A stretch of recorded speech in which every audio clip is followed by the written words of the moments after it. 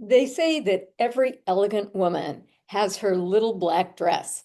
And if you are a financial advisor who wants to work with more doctor clients, I recommend that you develop a signature talk. This is like your professional little black dress. In this mini training, I'm going to help you understand why this is so important and then offer you some tips about how to construct a signature talk that really works. My name is Dr. Vicki Rackner. There was a time I was a surgeon in private practice in Seattle, but for the past 15 years, I've helped financial advisors accelerate their practice growth by working with more doctor clients. And I'm going to let Ed Slott introduce me. I'm Ed Slott, and I'm here with Dr. Vicki Rackner, and she just gave the presentation of all presentations. If you're interested in building up your clientele as an advisor with doctors and helping them keep more of their hard-earned money, she can show you how to do it. She brought the house down here. That's all I have to tell you. As you think about your marketing campaigns, there's basically three kinds of marketing campaigns. The first is relationship marketing. That's where you build a relationship one-on-one with somebody. And then if it's a personal relationship, you transform that into a professional relationship. This is slow going in the medical market simply because doctors are so busy. I know when I was a practicing surgeon, I would often really want to be someplace, but then if a patient came into the emergency room, well, that was my priority. Then there's community marketing. This is where you become the architect of a community. And I know financial advisors who have formed groups of doctors who share interests, race car driving or in fine wines. But the most effective kind of marketing campaign in the medical market is the educational marketing event. This is where you build a relationship with a doctor by delivering high-value educational content. And I just want to offer you a couple of reasons that this is so effective. The first has to do with one of the 10 laws of physician engagement. If you want to conduct business with doctors, conduct yourself as one. We know that people want to work with other people they know, like, and trust. And really, the statement, I like you, means I am like you. I see part of myself reflected in you. So the Latin root of the word doctor is docere, which means to teach. Doctors are teachers. So when you position yourself as an educator, it's going to engender trust. Second, this is a great time of leveraging your time. Once you've got that signature talk, you can deliver it one-on-one, certainly, but you could potentially deliver it one to many. Maybe you offer it through a medical association. Maybe you offer your own personal webinar, or maybe this is even on demand. Third, it solidifies your expert positioning. Now you are the thought leader offering all of this information. And remember, financial information is ubiquitous. You can get it anywhere, right? But when you educate, you can be the person who offers your spin, your take on things. And that makes you sought after. All right, so why doesn't everyone have a signature talk? Probably the biggest reason is they just never thought of it. I never realized that something like this would be important. I speak with financial advisors who say, I've got this talk, but I just can't get doctors to show up. I can get business owners to show up, but not doctors. Or I hear, well, people attend my educational events, but then I can't get them to take that next step. So I think that the biggest reason that financial advisors do not experience success is that they're going about this with the wrong thinking. They're thinking, if I can just impress doctors with the complexity of wealth building and I can demonstrate my expertise, then of course they will want to contact me. And if you've tried that before and that hasn't worked for you, believe me, you are not alone. It's not your fault. It's just no one has taken you through this process before. Instead of speaking to educate, I recommend a different perspective. You are speaking to persuade and speaking to sell. You are speaking to inspire doctors to take that next step. So it's not just about information. It's translating that information into action.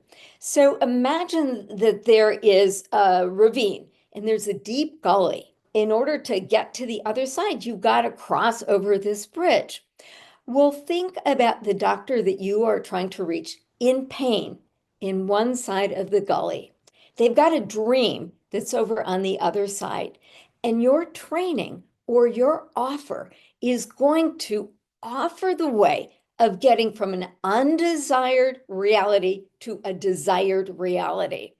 So when you train, it's sort of like offering the taste sample that you get at the grocery store. You might think something like, "Ooh, yeah, Gruyere cheese and fig jam, that tastes really good together. I'm going to get some for myself." Similarly, through your signature talk, doctor prospects get a taste of who you are and what you deliver and say, "Yeah, I want more of that." Please know the value of everyone's time, especially doctors. Doctors are very skilled at ignoring things that are not top priorities for it. So as you think about your talk, as you think about inviting people to your talk, know that doctors are asking these 4 questions. Is this topic relevant to me? Is it possible? Is it possible for me? And is it possible for me now? So remember, doctors are in this great COVID catch-up right now. Are you going to help doctors with the challenges that they think that they face to get to the other side of all of the financial challenges associated with COVID? Please also understand that your goal is to inspire somebody to take action. And there are really 2 elements in your ability to persuade them to do it. The first is to tap into a desire. Now, you can try to manufacture a desire, but that's not nearly as effective as finding doctors who already have that desire. But no matter how big the desire is, people are going to have doubts. And so your signature talk should also speak to those doubts and be able to overcome them. In order to craft a great signature talk, you need to be able to do a Vulcan mind meld. You need to be able to get into the heads of your prospects and see the world through their eyes. You know what questions they should be asking, but what are the questions doctors are actually asking? Get an intimate understanding of the source of doctors' financial pain. How do they describe that pain? I recommend that you actually write that down. Doctors' own words are great marketing copy. And then what you can do through your signature talk is, "Doctor, I see you are here. Come on up.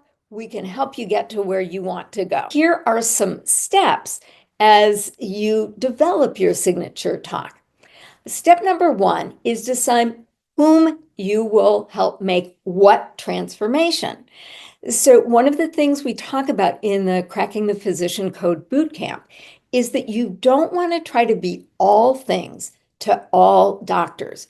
You want to focus strategically on groups of doctors who are like-minded, they share a similar source of financial pain, and they network together, because your end game is to become the go-to guy or go-to gal among these targeted groups of doctors. So your ideal signature talk will most likely effectively speak to one group. So let me give you an example. I worked with a financial advisor who was interested in working with residents. He was very successful at getting himself scheduled to speak to residents, but the problem was that he never found that residents would take that next step with him. All right, the kind of talk that he would deliver would be very different than another advisor who, say, worked with late career physicians. Somebody who works with physicians in private practice may have a very different signature talk than somebody who works with employed physicians. So before you start, imagine that you're sitting at the kitchen table with the avatar of your ideal doctor client that you are trying to persuade. You want to be as specific as possible to that person sitting across from you. Next, decide what your goal is. Do you want to educate? There might be times where that is an appropriate goal.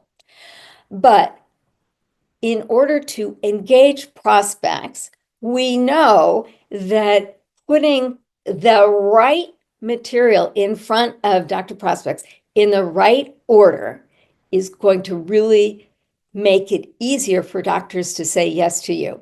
And remember, a smile and laughter is the shortest distance between any two people. So, do you have things that make doctors smile? Include that. So, for example, when I talk with doctors through my Thriving Doctors brand, where I help doctors build true wealth, I don't offer financial advice. I think of true wealth and burnout as flip sides of the same coin. So, I talk about dumb doctor deals. That always gets a laugh among doctors, and everyone understands what I really mean by that. So, think of developing an edutainment talk. Educate and entertain. Make it really story rich. All right, and then you want to adopt a point of view. So let me get back to this advisor who is having a hard time inspiring residents to move forward. We worked on his talk together, and I encouraged him to adopt a point of view. And as we were talking about his thoughts, suddenly he had clarity. He said, "What I really most want these residents to know is that the choices they make today really matter. It can be the difference between retiring at age 70 and having the option to retire at age 50. I said, "Great. That is your point of view." So if two residents are in the bathroom and one said to the other, "Hey, I really wanted to go and hear Fred, but I was operating. What did he talk about?" "Oh, well, he said that the choices we make today really matter." What is your hypothesis that you are going to prove? Next, decide upon your desired outcome. Like maybe what you want to do is get doctors to take the next step. Maybe you want them to read your book. Maybe you want them to set up a one-on-one appointment with you. So if you're clear about where the breadcrumbs are leading to, you have a better chance of getting your doctors there. Then you design the flow. So you know where doctors are starting, you know where their pain is, you know where you want to get them. Now, that flow is like that bridge. Please know that the brain is wired for threes. So whenever you give a reason, always say, there are three reasons. One of my mentors said that he always says this, he doesn't always know when he starts talking what the three will be. But if you can tap into the brain's preference for three, you're going to connect better. So if you look at the three elements of your talk, there is the power open, then there's the body of the talk, and then there's the power close. And just to make it easy, you want to flesh out that skeleton. And the body is supporting argument number one, supporting argument number two, and supporting argument number three. So if we get back to the advisor who speaks with residents, remember, he said, what you do today matters. And then the body of his talk was, here are the three things that matter most, and you really need to think about it. Number one, make a rational plan for your student loan. I know it feels like a monkey on your back, but make a plan. Number two, refrain from buying that starter mansion. So you might have different ideas about recommendations that you make in your signature talk, but really lay that out and have three of them. And then sometimes you need to state the obvious. You don't screen women for prostate cancer. Here are some things that you do and don't do when you are building wealth. And oftentimes, a really compelling thing to do in support is to talk about the mistakes that doctors make and then the consequences of those mistakes. You want to make the content practical and actionable. So if you can help doctors create a quick win, that makes you more attractive in their eyes. And then address objections. Like specifically, I speak with advisors who do tax strategy. And some advisors are able to help doctors harvest 50, 100, hundreds of thousands of dollars in tax savings every year. And doctors will often hear these kinds of arguments and say, well, if this is so good, why haven't I heard about it? You can actually say those words in the talk. If you know what doctors are saying in their head, say those words out loud. That helps you overcome those objections so that doctors are more likely to say yes to you. And then we know how the brain works. There's a whole evolving field called neuromarketing. And we know that the most important things that you say and do are at the beginning and at the end. So you want to really nail your open and close. Also know that we are wired to learn through stories. I mean, the 3 polysyllabic words that your children probably spoke were mommy, daddy, and story. So adding lots of relevant stories in which the doctor is the hero is a great way to persuade doctors to take action. Some tips for power openings. I wish you could have been there when blah, blah, blah happened. Or imagine, doctor, if you could. Or have you ever been in the situation, or maybe a surprising statistic? Just this morning, I delivered a presentation with a tax strategist, and I opened with the surprising statistic that about half of doctors prepare their own taxes. Your power close should recognize that doctors have a choice. Okay, doctor, now you know this to be true, and you have a choice. One of your choices is just continuing along the path that you're already on, and you probably know what's going to happen if you do that. And there is another option. If you would like an accelerated path to wealth building, here is what you can do today. We also know that urgency and scarcity inspire people to take action. My financial advisor who spoke with residents wanted to make sure that all residents purchase a same occupation disability insurance policy. Even though about 70% of the residents are going to be employed, and disability insurance is part of the benefits package, it's often a very poor quality of disability insurance. But if residents lock into disability insurance during their training, they lock into lower rates. So that's not a hypey kind of urgency. That's real life. I mean, this is practical. You want to help these doctors that you're speaking to. Okay, and then step number 6, create a title. And I will tell you, I'm the author of multiple books, and I will often write the entire book before I come up with a great title. So get a great title. Test the title. You can do A/B testing in all sorts of different ways. One thing that you can do pretty easily is as you develop your list of doctors, you probably send out regular emails. So your titles can be the subject line in the A/B email test, and then you can see which one wins. Sometimes, the titles come from very unusual places. I remember speaking with my colleague Sam Horn. She had written a book about how to disagree with somebody without being disagreeable. And she was delivering this talk, and she said during the break, one man in the front row was sort of there. And he said, what you're teaching is kind of like martial arts, like how to go with the momentum of the flow. She said, oh, kind of like Kung Fu. There was her title. And then create the slides. Now, this is an entire conversation in itself, right?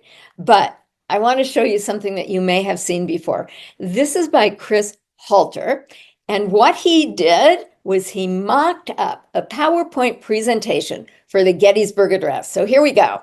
77 years ago, our fathers brought forth on this continent a new nation, conceived in liberty and dedicated to the proposition that all men are created equal.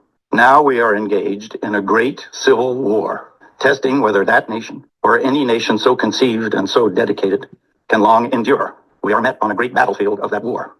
We have come to dedicate a portion of that field as a final resting place for those who here gave their lives that that nation might live. It is altogether fitting and proper that we should do this, but in a larger sense. You get the point, right? There are all sorts of philosophies about how to build effective slides. One of my favorite books is called Presentation Zen. It's sort of an older book, but I think that the ideas are beautifully stated.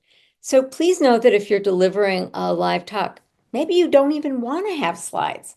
Maybe you want to be the show and the presentation.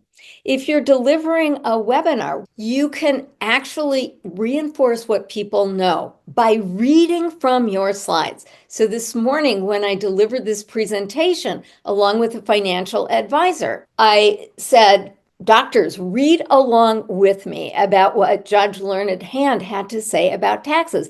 Anyone may arrange his affairs so I encourage them to actually follow along with me. Now, you wouldn't want to do that if you were delivering it live. You know how boring it is to listen to somebody who's just reading from the slides. But sometimes this has its place. I hope that I have persuaded you of the value of a signature talk. Maybe apply one of these two ideas to see if you could get better outcomes as measured by the number of people who are interested in your signature talk and the number of people who take action. If you are interested in learning more about what you need to do to attract, engage, and serve doctor clients in 2025, I invite you to my complimentary 1-hour training. I will leave a link below. And what I talk about is really what is working in 2025 for those who want to accelerate their practice growth by working with more doctor clients. So thank you again for your attention.